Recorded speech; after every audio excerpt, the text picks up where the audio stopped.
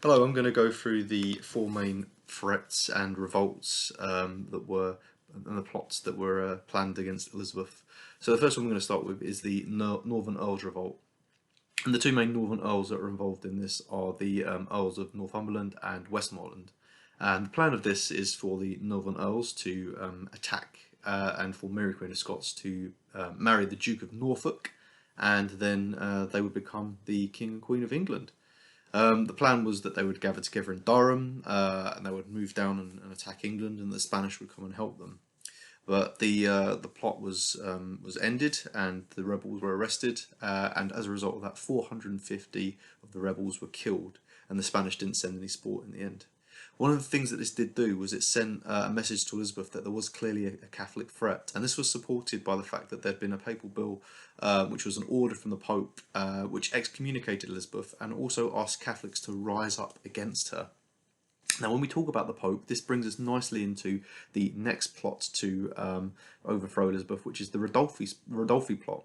And Ridolfi was a spy for the Pope. And the plan for that was they were going to kill Elizabeth and then put Mary Queen of Scots on the throne.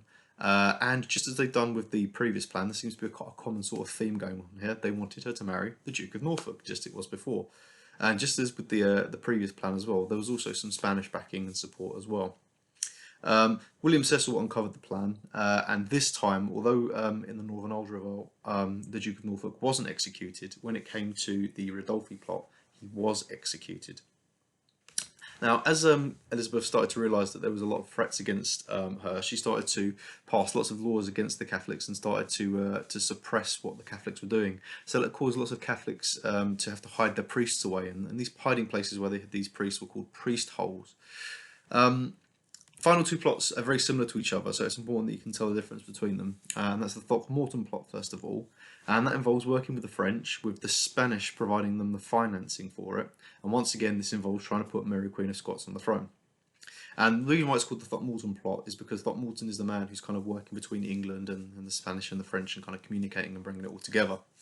And it's uncovered by Sir Francis Walsingham, who is Elizabeth's spy master. And as a result of this plot being uncovered, Throckmorton is killed, but Mary Queen of Scots is not killed. As we move into the Babington plot, this one is very similar to the Throckmorton plot in that Walsingham uncovers it, and it's a plot that's led by the French and financed by the Spanish. And the reason why it's uncovered is because there are these coded messages going backwards and forwards, and Sir Francis Walsingham was able to interpret these coded messages.